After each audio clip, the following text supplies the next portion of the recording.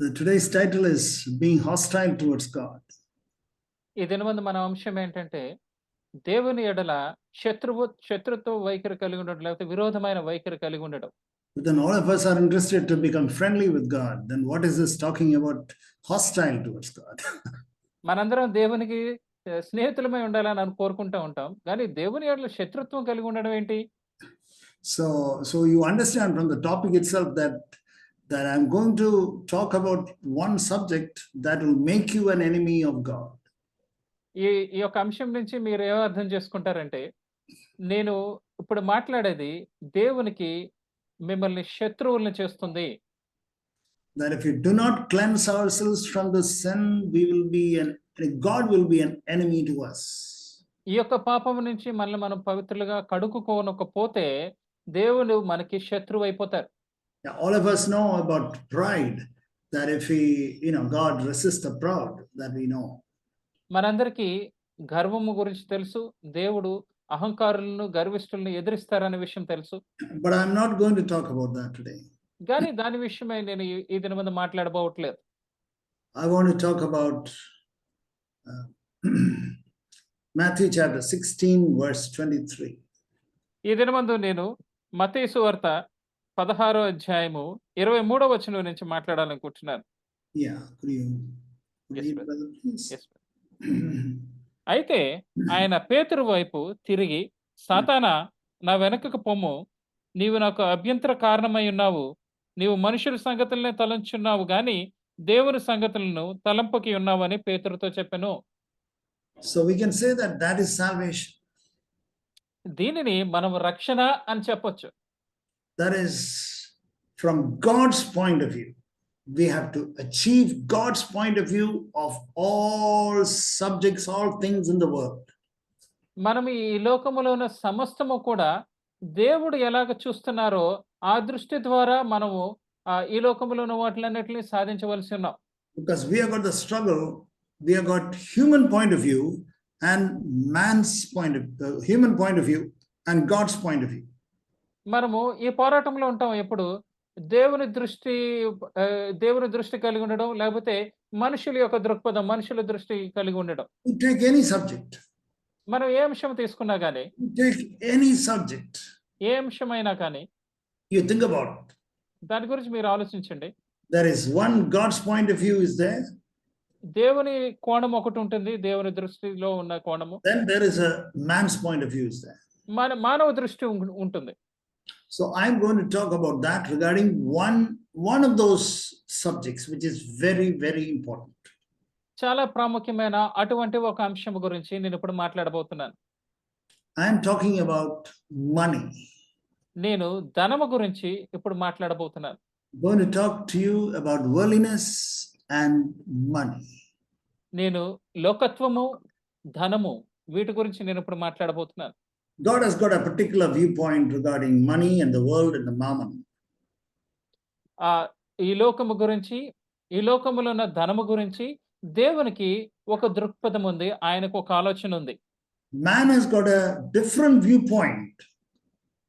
అదే మనుషునికైతే దానికి భిన్నమైన ఒక ఆలోచన ఉంది. Why did Jesus rebuke Peter? యేసు ప్రభు పేతురుని ఎందుకు గద్దించవలసి వచ్చింది? Jesus rebuked Peter because he was going according to man's point of view and not God's point of view. యేసు ప్రభు పేతురుని ఎందుకు గద్దించారంటే, పేతురు మనుష్యుడు ఆలోచించినట్లుగానే ఆలోచిస్తున్నాడు కానీ దేవుడు ఆలోచించినట్లుగా ఆలోచించట్లేదు. Regarding the sufferings of Christ. క్రీస్తు శ్రమల గురించి ఈ విధంగా ఆలోచిస్తున్నాడు. He had a different human point of view. Lord, you should not suffer. మానవ దృష్టి ఎలా ఉంటుందంటే, ప్రభువా నీవు శ్రమ పడకూడదు. But what the Lord spoke to me was, beloved brothers, beloved sisters, when we have a man's point of view regarding any subject, the Lord will say, Satan, get behind me. దేవుడు నాతో ఏం మాట్లాడారంటే, ఏ అంశం గురించి అయినా కానీ మనం మానవ దృష్టితో కలిగి ఉన్నట్లయితే, మానవ దృక్పథంతో కలిగి ఉన్నట్లయితే దేవుడు ఏం చేస్తారంటే, సైతానా నా వెనుకకు పో అని అంటారు. So that is why we are being saved every day. అందుకే ఆ కారణము చేత మనం ప్రతి దినము కూడా రక్షింపబడుచున్నాము. You take any subject. ఏ అంశమన్నా తీసుకోండి. You take the subject of asking forgiveness, for example, ఆహ్, ఆహ్, క్షమాపణ అడగడం గురించి మీరు తీసుకోండి ఒక or keeping a ఉదాహరణకి. good conscience always. Sorry brother. Keeping a good conscience always. ఎల్లప్పుడూ మంచి మనసాక్షిని కలిగి ఉండడం. Or uh, any subject. లేకపోతే ఏ అంశమైనా కానీ. Or submitting to one another. లేకపోతే ఒకరినొకరు లోబర్చుకొని ఉండడం.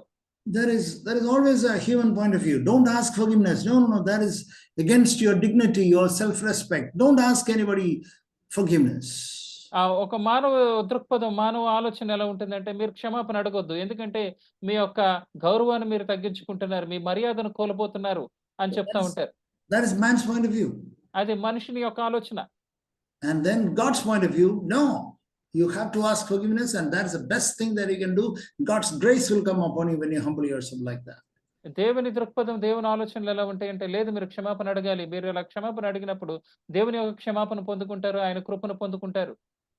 So man has got a particular attitude, a viewpoint towards money.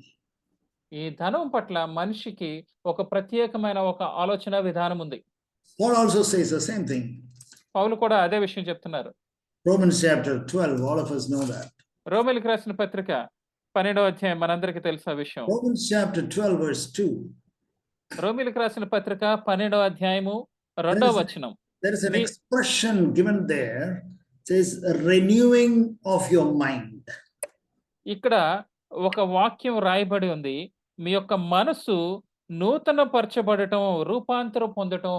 Yeah, it says the renewing of your mind. మీ యొక్క మనస్సు మారి నూతన మొగట వలన రూపాంతరం పొందటం. You should have a different attitude, thought process regarding various subjects. ఈ యొక్క చాలా అనేకమైన అంశముల గురించి మీకు వేరే విధమైన ఆలోచన విధానము, దృక్పథము కలిగి ఉండవలసింది. Asking forgiveness, or regarding submission, or regarding fighting, fighting with others. ఇతరులని క్షమాపణ అడగటమే కానీ, లేకపోతే మమ్మల్ని మనం లోబర్చుకోవటమే కానీ, లేకపోతే ఇతరులతో పోట్లాడే విధానమైనా కానివ్వండి. So regarding peace with one another. ఒకరితో ఒకరు సమాధానం కలిగి ఉండటమైనా కానివ్వండి. A lot of things, and about money also. Today we are going to see that. ధనము గురించి కూడా ఇప్పుడు ఈ దినమందు మనం దాన్ని చూడబోతున్నాం. Luke chapter 16 verse 13, Jesus says. లూకా సువార్త 16వ అధ్యాయము 13వ వచనంలో యేసు ప్రభు ఈ విధంగా చెప్తున్నారు. 16:13 it says. 16:13 ఏ సేవకుడును ఇద్దరు యజమానులను సేవింపలేడు. వాడు ఒకరిని ద్వేషించి ఒకరిని ప్రేమించును, లేదా ఒకరిని అనుసరించి ఒకరిని తృణీకరించును. మీరు దేవునిని సిరిని ప్రేమింపలేరని చెప్పెను. Jesus has made things very clear, just like 1 + 1 is 2. యేసు ప్రభు ప్రతి ఒక్క విషయమును చాలా స్పష్టము చేసేసారు. ఎలా అంటే ఒకటికి ఒకటి కలిపితే 2. You cannot serve God and mammon. మీరు దేవునిని సిరిని సేవింపలేరు. Mammon means riches. It can be money, it can be wealth, it can be honor, anything. ఈ సిరి అంటే ఐశ్వర్యం అన్నమాట. అది ధనం అవ్వచ్చు, లేకపోతే ఆస్తులు అవ్వచ్చు, లేకపోతే ఇంకా ఏదైనా కావచ్చు. So for our understanding, we can say you cannot serve God and money. So మన ఆలోచనల కొరకు, మన గ్రహింపు కొరకు మనం ఈ విధంగా చెప్పుకుందాం. మీరు దేవుణ్ణి, డబ్బుని ప్రేమించలేరు. Now Jesus is using some strong words here. యేసు ప్రభు ఇక్కడ చాలా కఠినమైన మాటలు వాడుతున్నారు. He uses the word hate and love. ఇక్కడ ఒకరిని ప్రేమించడం, ఒకరిని ద్వేషించడం అని మాట్లాడుతున్నారు. He says you will hold on to one and despise the other. ఒకరిని అనుసరించి ఒకరిని తృణీకరిస్తారు అని చెప్తున్నారు. In other words, if you are holding on to money, then you are actually despising God, whatever we say on Sunday morning. మీరు గనక ధనమును గనక అలాగ పట్టుకుని ఉన్నట్లయితే, ఆదివారం ఉదయం మనం చెప్పేది దాన్ని బట్టి మనం దాన్ని తృణీకరిస్తున్నాము, తిరస్కరిస్తున్నాము అని చెప్తున్నాం. When we are loving money, we are hating God. మనము ధనమును ప్రేమిస్తున్నాము అంటే దేవుని ద్వేషిస్తున్నాము అని దాని అర్థం. So love of money, when you make yourself an enemy of God. ధనముని యొక్క ప్రేమించే గుణము నీలో ఉందంటే నిన్ను నువ్వే దేవునికి శత్రువునిగా చేసుకుంటున్నావు. Dear brothers and sisters, and the Lord, when he showed my love of money recently in a situation, then only the Lord gave me this word and all these many of these truths which I'm going to share today. ఇటీవల జరిగిన ఒక సందర్భాన్ని బట్టి ధనం పట్ల నాకున్న ప్రేమను దేవుడు నాకు చూపించినప్పుడు ఈ ఈ ఈ యొక్క ఆ సమయంలో దేవుడు ఈ గ్రహింపులన్నీ నాకు తెలియజేశారు. ఈ యొక్క విషయములన్నీ తెలియజేశారు. In any area, when you are faithful in a particular area for some time, the God will lead you to a greater understanding of that. నీకు దేవుడిచ్చిన ఏ స్థాయిలో అయినా కానీ నువ్వు నమ్మకత్వమును కలిగి ఉంటే దానికంటే పెద్ద స్థాయిని దేవుడిస్తారు తర్వాత. That is God's ways always. అవి ఎల్లప్పుడూ దేవుని మార్గములు అలాగే ఉంటాయి. If you are walking that way towards the noonday, the way of the righteous is like that. 4:18 Proverbs 4:18 says. సామెతలు 4:18 చెప్పినట్లుగా నీతిమంతుడు ఇలాగ ఉండును. It becomes brighter and brighter. అని చెప్పిన విధంగా మనం ప్రతిదినం అలా నడుచుకున్నట్లయితే it becomes brighter and brighter as the days go by. దినమును గడిచే కొలది మీ మార్గమును తేజరిల్లుతూ ఉంటుంది. ఇంకా వెలుగు కలుగుతూ ఉంటుంది. It is like morning 8 o'clock you start walking and you reach at 12 o'clock a particular place, you find that it will become very, very bright. మీరు ఉదయాన్నే 8 గంటలకు నడక ప్రారంభించారు అనుకుందాం. మీరు 12 గంటలకు వేరే చోటకి చేరుకునేసరికి చాలా లైట్ ఉన్నట్టు మీకు తెలుస్తుంది. Our spiritual life also should be like that.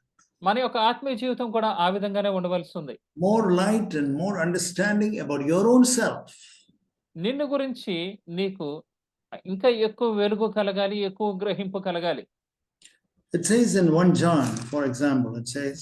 మొదటి యోహాను అందులో ఉదాహరణగా మొదటి యోహానులో ఉన్న వాక్యాన్ని మనం 1 చూసుకుందాం. John chapter 2. మొదటి యోహాను పత్రిక 2వ అధ్యాయము verse 15. 15వ వచనం. Can you read that please, brother? ఈ లోకమునైనను లోకములో ఉన్న వాటినైనను ప్రేమింపకుడి. ఎవడైనను లోకమును ప్రేమించిన ఎడల తండ్రి ప్రేమ వానిలో నుండదు.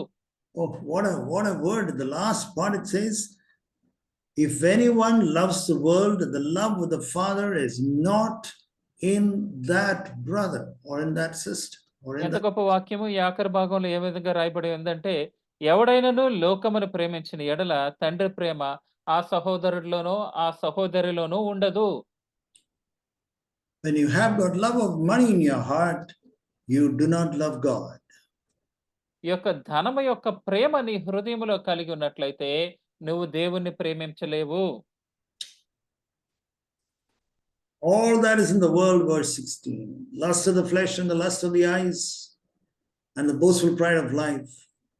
16వ వచనంలో మనం చూస్తే ఈ లోకములో ఉన్నదంతయు అనగా శరీరాశయు నేత్రాశయు జీవపు డంబమును. So when we love the world, మనము లోకమును ప్రేమించినప్పుడు, lust of the flesh, all of us understand. ఈ యొక్క శరీరాశ మనందరికీ తెలుసు. Lust of the flesh is, getting angry and having sexual desires. All these are, we can say that unforgiveness, all these are lust of the flesh.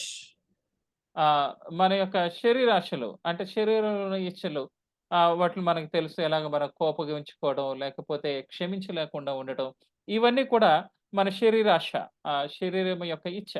Yeah, but then when it says that lust of the eyes is నేత్రాశ, that is the desire to buy or covet, the desire to have that which is not yours. నేత్రాశ అంటే ఏంటంటే నీది కానిది నువ్వు కావాలి అని కోరుకోవడం. That is not yours, but you want to buy that, you want to have that. You see a motorbike and the new arrival of motorbike, immediately you want to buy. అది నీది కాదు. కొత్తగా ఏదో ఒక మోడల్ వచ్చింది motor bike, అది రాగానే అది నీకు కావాలని నువ్వు కోరుకుంటావు. A new mobile phone comes into the market, immediately you want to buy that. మార్కెట్లోకి కొత్త ఫోన్ రాగానే వెంటనే దాన్ని కొనుక్కోవాలి. A new shoes has come into the market and immediately you want to buy that. కొత్త షూలు ఏవో మార్కెట్లోకి వచ్చినాయి, వెంటనే వాటిని కొనుక్కోవాలి. All this desire to buy all that you see with your eyes, that is called lust of the eyes. నువ్వు కంటితో చూసే ప్రతిదాన్ని ఏదైతే కొనాలని కోరుకుంటావో దాన్నే నేత్రాశ అంటారు. It is not from the Father, it says, but it's from the world, and that's called world. అది తండ్రి యొద్ద నుంచి కాదు. అది లోకం యొక్కడి నుంచి, లోకము దగ్గర నుంచి వచ్చిందే అని చెప్తున్నారు. Others can buy and others can go for that and others can show off all that, but not you, because you are a disciple of the Lord. వేరే ఇతరులు, వేరే వాళ్ళెవరన్నా దాన్ని కొనుక్కోవచ్చు. దాని వెనక వెళ్ళొచ్చు. అది చూపించుకోవచ్చు. కానీ నువ్వు మాత్రం కాదు. ఎందుకంటే నువ్వు యేసు ప్రభు యొక్క శిష్యుడవు గాబట్టి. You are a child of God and you have to be different, and we are different, beloved brothers and sisters. నువ్వు దేవుని యొక్క కుమారుడివి. నువ్వు ప్రత్యేకమైన వాడివి. మనం ప్రత్యేకమైన వారము ప్రియ సహోదరుడా, సహోదరి. Because the Bible is very clear. After walking with the Lord for 65 years, at the age of 95, John is writing, verse 15, second part, if anyone loves the world, the love of the Father is absent, is not in him. Bible చాలా స్పష్టంగా చెప్తుంది. 95 సంవత్సరములు వయసు కలిగిన యోహాను చెప్తున్న విషయం ఏంటంటే, ఎవడైనను లోకమును ప్రేమించిన ఎడల తండ్రి ప్రేమ వానిలో లేదు, ఉండదు. And Colossians, we know that verse. కొలసీలకు రాసిన పత్రిక, మీకు ఈ వాక్యం తెలుసు. Colossians chapter 3, it says, కొలసీలకు రాసిన పత్రిక 3వ అధ్యాయము verse 5. 5వ వచనం చూసుకున్నట్లయితే, Paul is writing this letter to the brothers and sisters, the saints in Colossae. కొలసీలో ఉన్న సహోదరులకి, అక్కడ ఉన్న పరిశుద్ధులకి పౌలు రాస్తున్నాడు ఈ మాటలు.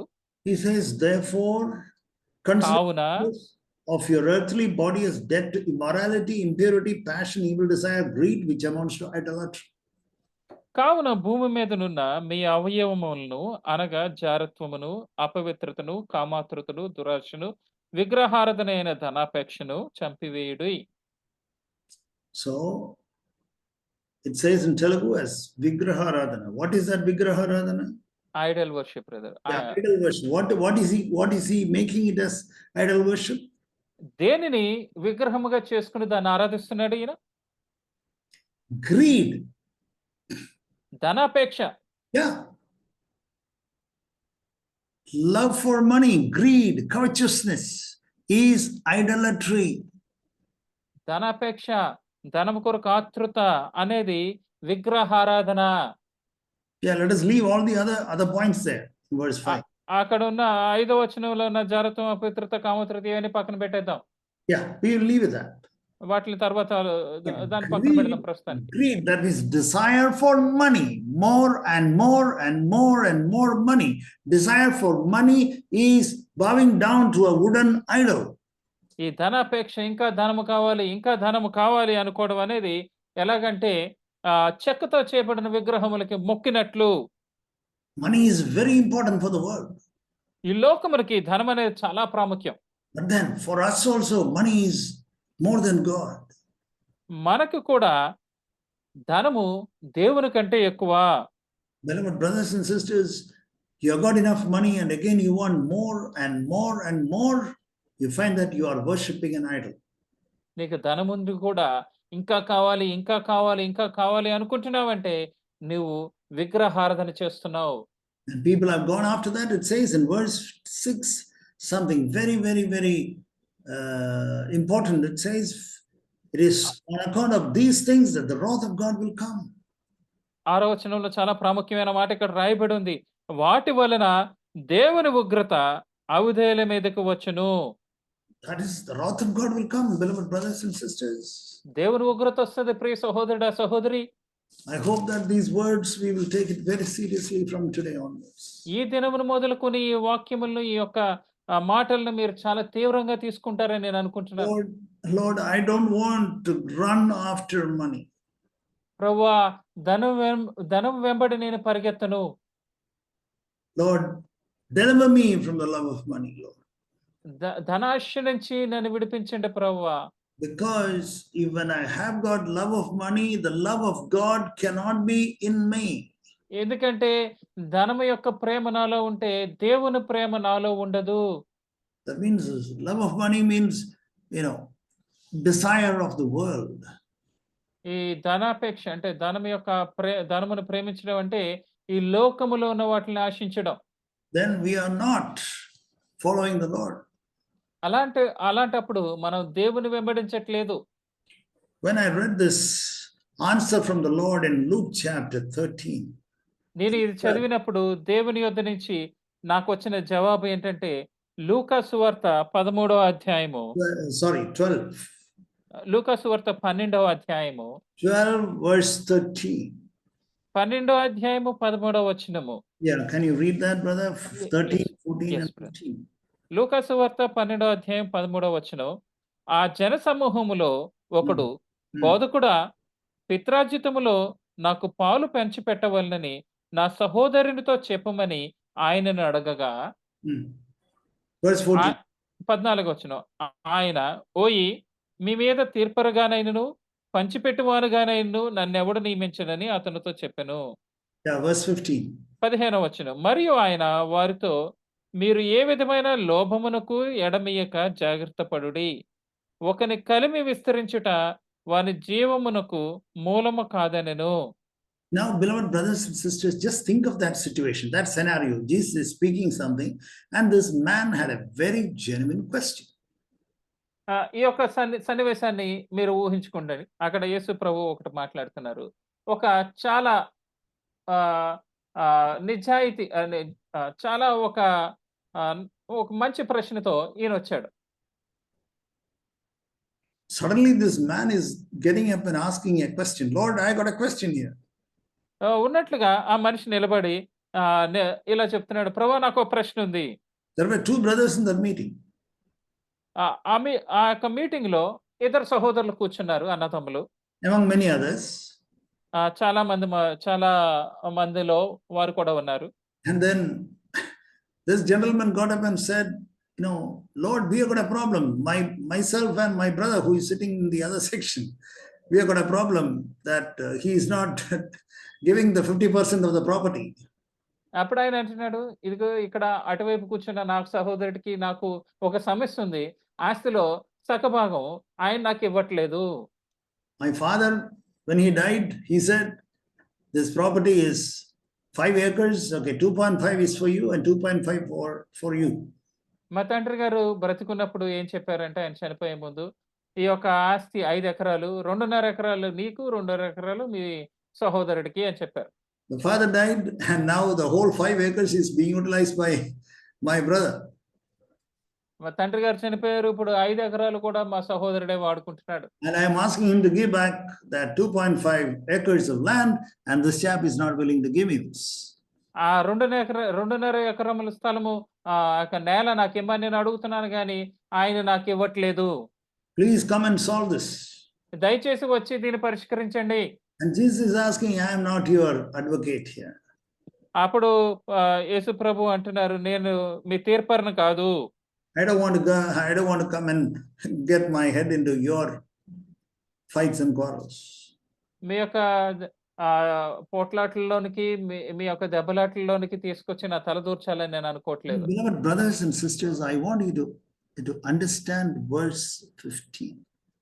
ప్రియ సహోదరా సహోదరి, ఈ 15వ వచనం మీరు అర్థం చేసుకోవాలని నేను కోరుకుంటున్నాను. You know what our Lord said? మన ప్రభు ఏమన్నారో తెలుసా? When you are seeking for your legitimate property, it is covetousness. మీకు చెందవలసిన వాటిని మీరు వెతుకుతున్నప్పుడు అది కూడా పేరాశ, దురాశ అని చెప్తున్నారు. We read in Galatians chapter 3, it says it is greed. Greed is idolatry. కొలసి 3లో మనం చదివాము, ఈ యొక్క పేరాశ అనేది, ధనాపేక్ష అనేది విగ్రహారాధన. But here it says, did this man ask for anything which is wrong? ఏదైనా తప్పైన విషయం ఈ మనిషి ఏమని అడిగాడండి ఇక్కడ? He didn't ask anything wrong. ఆయన ఏది చెడ్డది అడగలేదు. He only said, I want my legitimate, justifiable property share for me. ఆయన ఎంతో తనకి చెందవలసిన ఎంతో కరెక్ట్ అయిన భాగాన్ని తనకి పంచిపెట్టాలి అని కోరుకుంటున్నాడు. Beloved brothers and sisters, can we hear the voice of Jesus? Sorry, brother. Can we hear the voice of Jesus now? ప్రియ సహోదర సహోదరి, మనం యేసు ప్రభు యొక్క స్వరమును వినగలమా? Are we able to hear that? మనం యేసు ప్రభు యొక్క స్వరం వినగలుగుతున్నామా? Your desire for property which is legitimate, it is covetousness or greed. న్యాయబద్ధమైన నీకు చెందవలసిన ఆస్తిని నువ్వు కోరుకోవటం కూడా అది ధనాపేక్ష, అది పేరాస. Man's point of view, man will say, no, no, no, how can that be? మనిషి దృక్పథంతో ఆలోచించినప్పుడు అదేంటి అలా చెప్తున్నారు? అది ఎలాగ అవుతుందండి అంటాడు. How can that be? You had to fight for it. You have to give a case for that. And if Jesus is not able to solve, ask Judas to come and solve this. అలా అంటారు. అదేంటి అలా ఎలా కుదురుతది? నువ్వు దాని గురించి అడగాలి, దాని గురించి పోరాడాలి, కేసు పెట్టాలి. యేసు ప్రభు దాన్ని పరిష్కరించకపోతే యూదాను వచ్చి పరిష్కరించమనండి. He has got, he knows all the calculations, arithmetic accounts and all that. ఈ లెక్కలు, ఈ యొక్క ఆ యొక్క స్థల దానికి సంబంధించిన అంశాలయన్నీ తనకు బాగా తెలుసు కాబట్టి యూదాను పిలవండి. Jesus said, I am not going to come. This is covetousness.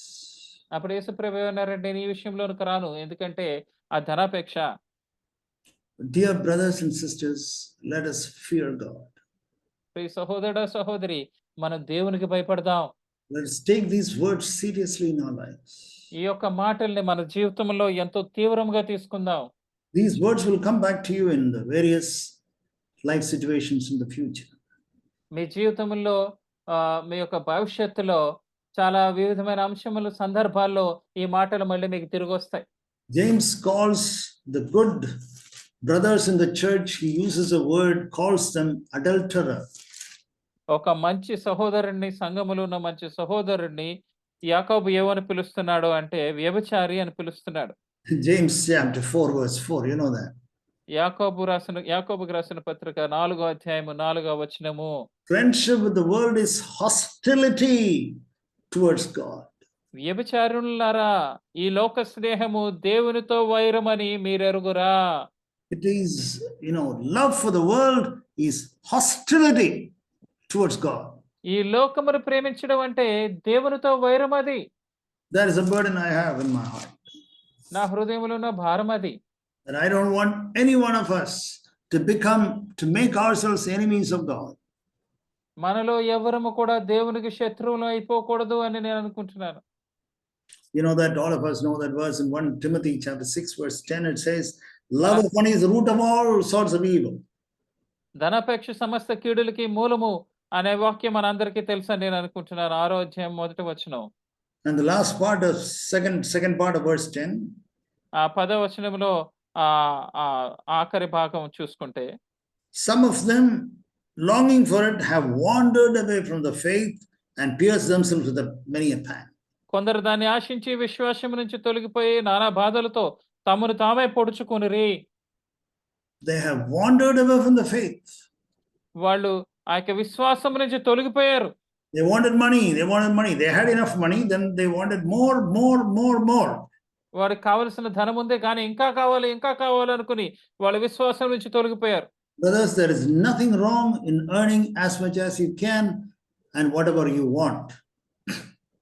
నీవు సంపాదించగలిగినంత సంపాదించడంలోనూ, నీకు కావలసినంత సంపాదించడంలోనూ ఏ తప్పు లేదు సహోదరుడా. But at the same time, if you have learned to give as much as you can, కానీ అదే సమయంలో నువ్వు ఇవ్వగలిగినంత ఇవ్వడం నేర్చుకుంటే, and then you don't sacrifice your time with God and time with God's people, then it is fine. ఈ ధనమును సంపాదించే విషయంలో నువ్వు దేవునితో గడిపే సమయాన్ని, లేకపోతే దేవుని బిడ్డలతో గడిపే సమయాన్ని నీవు త్యాగం చేసేసి ధనము సంపాదించకుండా ఉండినట్లయితే అది మంచిదే. But you go after money, and then you have no time for your family, you have no time for the church, you have no time for reading God's word, fellowshipping, prayer. You have no time for all that because your whole aim is one more money. And then you will have problems, it says in verse 10. మీరు ఈ ధనం వెంబట పరిగెత్తి కుటుంబానికి సమయం లేకుండా, దేవుని వాక్యానికి సమయం ఇవ్వకుండా, ప్రార్థన చేసుకోవడానికి సమయం ఇవ్వకుండా, దేవుని బిడ్డలతో ఫెలోషిప్ చేసుకోవడానికి సమయం ఇవ్వకుండా ఉంటే ఏమవుతుందో ఇక్కడ రాయబడి ఉంది 10వ వచనంలో. You have no time for any of these things. వీటిలో దేనికి కూడా మీకు సమయం లేదు. because you are so busy making money. ఎందుకంటే ధనమును సంపాదించే విషయంలో మీరు చాలా ముమ్మరంగా ఉన్నారు. It says in Psalm 16, it's a beautiful psalm of David, Psalm 16, 1-6. 16వ కీర్తన మనం చూద్దాం. దావీదు యొక్క రాసిన కీర్తనలో అద్భుతమైన కీర్తనలు ఇది ఒకటి. Even in the Old Testament, David had an understanding of this. పాత నిబంధనలో ఉన్న దావీదుకు కూడా ఈ గ్రహింపు ఉండింది. Verse 4. 16వ కీర్తన 4వ వచనం. Yeah, can you read that, brother? యెహోవాను విడిచి వేరొకని అనుసరించిన వారికి శ్రమలు విస్తరించును. వారు అర్పించు రక్తపానీయార్పణములు నేను అర్పింపను. వారి పేర్లు నా పెదవులనెత్తను. The sorrows of those who have bartered for another god will be multiplied. యెహోవాను విడిచి వేరొకని అనుసరించిన వారికి శ్రమలు విస్తరించును. Hastened after another god called money. వేరొకరిని అనుసరించడం అంటే వేరొక దేవుడు. వేరొక దేవుడు ఎవరు ఇక్కడ? ధనము. Sorrows will be multiplied. అలాంటి వారికి శ్రమలు విస్తరిస్తా ఉంటాయి. Your sorrows will be multiplied, dear brothers and sisters, when you go after money. మీరు ధనం వెంబట మీరు పరిగెత్తినప్పుడు మీ యొక్క శ్రమలు విస్తరిస్తాయి సహోదరుడా, సహోదరి. Why are we talking about this? ఎందుకు మనం దీని గురించి మాట్లాడుకుంటున్నాం? Because in the end times, this is going to be a big issue. ఎందుకంటే అంచె దినముల్లో ఇది చాలా పెద్ద అంశము కాబోతుంది కాబట్టి. 2 Timothy chapter 3 we read about end times. 2 Timothy chapter 3. మనం అంచె దినముల గురించి మాట్లాడుకుందాం. అది ఎక్కడ ఉంటుందంటే 2 తిమోతి 3వ అధ్యాయం వైపు మనం తిప్పుదాం. The last days difficult times will come, it says in verse 1. 3వ అధ్యాయము 2 తిమోతి 3వ అధ్యాయము మొదటి వచనములో అంచె దినముల్లో అపాయకరమైన కాలములు వచ్చును. And the first word and the second word in verse 2, men will be lovers of self, lovers of money, and then there are a lot of other things. ఇక్కడున్న మొదటి 2 మాటలు 2వ వచనములో మనం చూస్తా అంటే మనుషులు స్వార్థప్రియులు, ధనాపేక్షులు. Yeah, the love of ourselves. మనల్ని మరో స్వార్థప్రియులు. For example, we have heard that when you get offended, when you get upset, we can say that you are a lover of self. ఉదాహరణకి మీరు అభ్యంతర పడుతున్నారు అనుకోండి, అంటే మిమ్మల్ని మీరు అధికముగా ప్రేమించుకునేవారు మీరు అని దాని అర్థం. It is a clear sign that you are a lover of self. అది చాలా స్పష్టమైన గుర్తు. నీవు స్వార్థమును ప్రేమించుకునేవాడు అంటే నిన్ను ప్రేమించుకునేవాడివి. Okay, leave it now. దాన్ని పక్కన పెట్టండి. Lovers of money. ఇప్పుడు ధనమును ప్రేమించేవాళ్ళు ధనాపేక్షులు. Lovers of money. ధనమును అపేక్షించేవాళ్ళు, ధనమును ప్రేమించేవాళ్ళు. Somehow or the other we have to make money. ఏదో ఒక రకంగా మనం ధనము సంపాదించాలి. I want you to see 2 verses from Revelation. మీరందరూ కలిపి ప్రకటన గ్రంథం నుంచి కొన్ని వాక్యములు, కొన్ని మాటలు చూడాలని నేను కోరుకుంటున్నాను. Revelation chapter 13. ప్రకటన గ్రంథము 13వ అధ్యాయము. Says when the Antichrist comes, అంత్యక్రీస్తు వచ్చినప్పుడు, chapter 13, 1-3, verse 17 it says. ప్రకటన గ్రంథము 13వ అధ్యాయము 17వ వచనములో ఈ విధంగా ఉంది. ఆ Mudra, yeah, you can read that. ఆ ముద్ర అనగా ఆ మృగము పేరైనను దాని పేరిట సంఖ్య అయినను గలవాడు తప్ప క్రయ విక్రములు చేయుటకు మరి ఎవరికిని అధికారము లేకుండానట్లు అది వారిని బలవంతము చేయుచున్నది. And it says he provides that no one should be able to buy or sell except the one who has the mark. ఆ ముద్ర కలవాడు తప్ప క్రయ విక్రములు చేయుట మరి ఎవరి వరకు కాదు, ఎవరి వల్ల కాదు.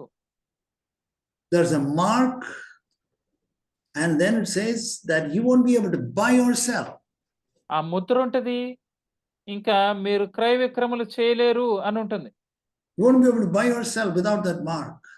ఆ ముద్ర లేకుండా మీరు కొనలేరు అని ఉంటుంది. What is that mark? ఏంటి ఆ ముద్ర ఏంటండి? That mark is corruption. ఆ ముద్ర ఏంటంటే Corruption. కరప్షన్. Yeah. కరప్షన్ అంటే తప్పైన విధముగా చేయటం. Compromise. అంటే రాజీ పడిపోవటం. Close your eyes. కళ్ళు మూసేసుకోవటం. Don't tell others.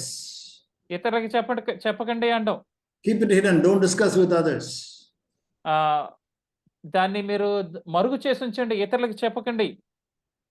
And then it says that, for example, I was thinking recently, I had an issue. ఉదాహరణకి నేను అనుకుంటున్న ఇటీవలే నాకు ఒక సమస్య వచ్చింది. When you buy or sell a property, మీరు ఏదో ఒక ఆస్తిని కొన్నా గాని లేకపోతే అమ్మినా గాని, I'm talking about God's point of view and man's point of view. Don't forget that. నేను దేవుడు ఏ విధంగా ఆలోచిస్తారు, మనుషులు ఏ విధంగా చూస్తారు అనే దాని గురించి చెప్తున్నాను. మర్చిపోకండి దాన్ని. Man's point of view, God's point of view. దేవుడు ఏ విధంగా చూస్తున్నారు, మనుషులు ఏ విధంగా చూస్తారు. When you buy a property or sell a property, మీరు ధనమును మీరు ఒక ఆస్తిని కొన్నా విక్రయించిన, those of us who have bought and sold properties, we know that in the world there got two rates. ఆస్తులు కొన్నవారికి లేకపోతే అమ్మిన వారికి మనకి తెలుసు, మనలో చాలా మందికి రెండు రకమైన రేట్లు ఉంటాయి. Whether you are buying or selling, మీరు కొన్నా గానీ విక్రయిస్తున్నా అమ్ముతున్నా గానీ రెండు రేట్లు ఉంటాయి. One is the rate in the document. ఒకటి ఆ యొక్క పట్టాలో దస్తావేజులో ఉన్న రేట్ ఒకటి. And the registration fees and the stamp duty will be based on that rate which is written in the registration document. ఆ యొక్క రిజిస్ట్రేషన్ చేయబడిన ఆ యొక్క పత్రముల్లో ఉన్న ఆ యొక్క రేట్, ఆ యొక్క అమౌంట్, ఆ యొక్క ధనమును బట్టి ఆ యొక్క రిజిస్ట్రేషన్ ఫీజు లేకపోతే స్టాంప్ డ్యూటీ ఆధారపడి ఉంటాయి. But the selling rate, the money that is transacted, will be so high. కానీ అమ్మే అంటే చేతులు మారే ఆ రేటు చాలా ఎక్కువ ఉంటుంది.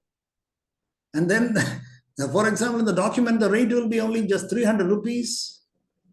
ఉదాహరణకి ఆ డాక్యుమెంట్ లో 300 రూపాయలని రేట్ ఉందనుకుందాం. But then in the selling rate, it will be 1000 rupees. కానీ వాస్తవంగా అమ్మిన రేటు 1000 రూపాయలు అయి ఉండొచ్చు. For that 700 rupees, the government is losing the stamp duty and the registration fee. And also that 700 rupees becomes a black money which you are handling. ఇక్కడ 300 రూపాయలు government rate, అమ్మిన rate 1000 రూపాయలు. దీని తేడాలో ఉన్న ఈ 700 రూపాయలకి రిజిస్ట్రేషన్ ఫీజు ఉండదు. తర్వాత అదేమో నల్లధనం కింద ఉండిపోతుంది. ప్రభుత్వం ఆ యొక్క రావాల్సిన రాబడిని పోగొట్టుకుంటుంది. And everyone who asks, oh brother, everybody does that. Everybody does that.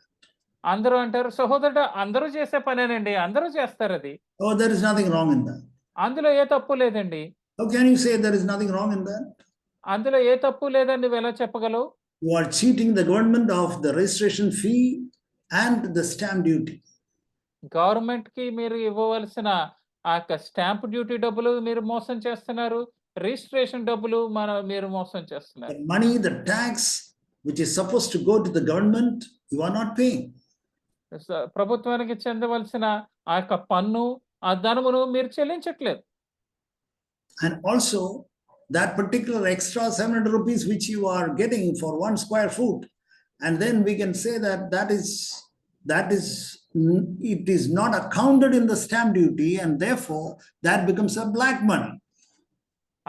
మీరు సంపాదించిన ఆ 700 రూపాయలు, ఎక్స్ట్రాగా సంపాదించిన 700 రూపాయలు ఏ లెక్కలోనికి రాదు కాబట్టి అది నల్లధనం కింద ఉండిపోతుంది.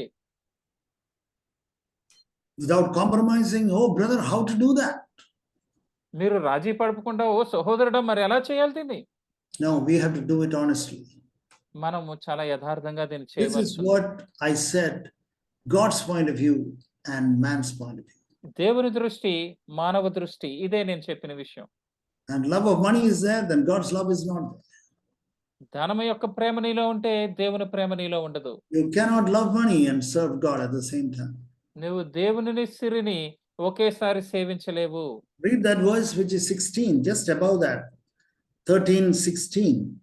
13, 16 మీరు చదవండి. కాగా కొద్దివారు గాని, గొప్పవారు గాని, ధనికులు గాని, దరిద్రులు గాని, స్వతంత్రులు గాని దాసులు గాని అందరును తమ కుడి చేతి మీదనైనను తమ నొసటి యందైనను Mudra వేయించుకొనున్నట్లును. There is the Antichrist provides this mark in both places, in two places. Option is there. It is optional. ఇక్కడ అంత్యక్రీస్తు ఈ యొక్క ఆ యొక్క ముద్ర వేయించుకోవడానికి 2 స్థలములు ఒకటి ఇక్కడ ఉంది. ఆ యొక్క ఆప్షన్ ఉందన్నమాట మీరు కోరుకోవడానికి. One is on the right hand. ఒకటి కుడి చేతి మీద. Another is on the forehead. ఇంకోటి నొసట మీద. ఎక్కడైనా మీరు ముద్ర వేయించుకోవచ్చు. On the forehead. ఎక్కడైనా Mudra వేయించుకోవచ్చు. In the hand also it is there. కుడి చేతి మీద కూడా వేయించుకోవచ్చు. What is the meaning of that? దాని అర్థం ఏంటి? That means you can have it in the hand and close your hand and nobody will see. You can shake your hands and nobody will identify. మీరు చేతిలో ఉంచుకోవచ్చు. దాన్ని అలా మూసేసినట్లయితే ఎవరు చూస్తారు? మీరు షేక్ హ్యాండ్ ఇచ్చినా ఎవరు దానికి కనుగొనలేరు. You can live with that compromise and hypocrisy all your life. నీ జీవితం అంతయు ఆ యొక్క రాజీ పడిపోయి ఆ యొక్క వేషధారంతో జీవితం అంతా మీరు బ్రతికేయచ్చు. But do you know about the mark of the children of God? గాని దేవుని ప్రజల యొక్క ముద్ర గురించి మీకు తెలుసా? That is something interesting. అది చాలా ఆసక్తి కలిగించేదిగా ఉంది. Revelation chapter 22 verse 4. ప్రకటన గ్రంథము 22వ అధ్యాయము 4వ వచనం. What does it say? అది ఏముంది? They shall see his face and his name shall be on their foreheads. ఆయన దాసులు ఆయన సేవించుచు ఆయన ముఖదర్శనము చేయుచుందురు. ఆయన నామము వారి నొసళ్ళ యందుండును. It is everybody knows that you are a disciple of the Lord. ప్రతి ఒక్కరికి తెలుసు నువ్వు యేసు ప్రభు శిష్యుడవని. That you are a disciple of the Lord, everybody knows. నువ్వు ప్రభు యొక్క శిష్యుడవని అందరికీ తెలుసు. There is nothing like hidden discipleship, that you are having a mark in your palm and nobody can identify. ఇక్కడ దాగి ఉండే శిష్యరకం అంటే ఏముండదండి. అయితే చేతిలో ఉండి మనం ఇలా మూసుకుంటే ఎవరు తెలియదు అన్నట్లుగా ఏముండదు. If you are a child of God, everybody can identify. నువ్వు గనుక దేవుని బిడ్డవైతే ప్రతి ఒక్కరు కూడా దాన్ని గుర్తించగలరు. Dear brothers and sisters, ప్రియ సహోదరుడా, ప్రియ సహోదరి, in this case of money, మీరు ఈ యొక్క ధనము విషయంలో take a stand for the Lord. దేవుని కొరకు ఒక మంచిగా నిలబడండి. Take a stand for the Lord and be bold. దేవుని కొరకు నిలబడండి, ధైర్యం కలిగి ఉండండి. Lord, I don't want to serve money. ప్రభువా, నేను ధనమును సేవించాలనుకోవట్లేదు. I want to serve you. నేను నిన్ను సేవించాలనుకుంటున్నాను ప్రభువా. Lord, I want to have your love of God fill my heart. దేవుని యొక్క ప్రేమ నా హృదయం నింపాలని నేను కోరుకుంటున్నాను. Lord, have mercy on me. ప్రభువా, నా మీద నీ కనికరమును చూపించండి. Will you pray to the Lord? Lord, give me grace and give me light. మీరు దేవునికి ప్రార్థన చేస్తారా? మీ యొక్క కృప నాకు దయచేయండి, మీ యొక్క వెలుగు నాకు దయచేయండి. Lord, give me grace, give me light and give me understanding. ప్రభువా, మీ వెలుగు నాకు దయచేయండి, మీ గ్రహింపు నాకు ఇవ్వండి, మీ కృప నాకు ఇవ్వండి. I want to surrender myself. నేను పూర్తిగా మీకు సమర్పించుకోవాలనుకుంటున్నాను. Especially in the area of money. మరి ముఖ్యముగా ఈ యొక్క ధనము అనే విషయంలో Lord, give me grace and give me understanding. ప్రభువా, నాకు నీ కృప దయచేయండి, మీ ఆలోచనలు దయచేయండి. Shall we pray? ప్రార్థన చేసుకుందామా? Father, we bless you for this time. ప్రభువా, మీరు మాకు ఇచ్చిన మంచి సమయమును బట్టి మిమ్మల్ని సన్నుతిస్తున్నాం. Thank you for the word you gave to us. మాకు ఇచ్చిన వాక్యమును బట్టి మీకు వందనాలు తండ్రి. Help my brothers and sisters, Lord, to be faithful in the area of money. నా సహోదరులకి ఈ యొక్క ధనం అనే విషయంలో నమ్మకంగా ఉండడానికి మీ సహాయం దయచేయండి. To be free from the love of money. ధనాపేక్ష నుంచి వారు విడుదల పొంది స్వతంత్రముగా బతకనట్లుగా. Lord, love of money is like an onion, Lord. ఈ యొక్క ధనాపేక్ష అనేది ఉల్లిపాయలాగా ఉంది ప్రభువా. Lord, love of money is like a sponge which is filled with water. ఈ యొక్క నీళ్లతో నిండిపోయిన స్పాంజ్ లాగా ఉంది ప్రభువా ఈ ధనం యొక్క ప్రేమ. Dear Lord, we find that it is coming out and it's coming out, Lord. మేము దాన్ని ఇంకా బయటకు అలా రావటం మేము గమనిస్తూనే ఉన్నాం ప్రభువా. Dear Lord, like all other sins, Lord, it's like a big onion, Lord. ఇది చాలా ఇతరుల పాపముల వలె పెద్ద ఉల్లిపాయలాగా ఉంది ప్రభువా. Help us, Lord. మాకు సహాయం దయచేయండి. Lord, you know the hearts that is bowed down, Lord. ప్రభువా, మీ ఎడల మీ ముందు మోకరించిన హృదయములన్నీ మీకు తెలుసు. Thank you, Father. వందనాలు తండ్రి. In the name of Jesus alone we pray. యేసు నామములో మాత్రమే ప్రార్థన చేస్తున్నాం. Amen. ఆమేన్.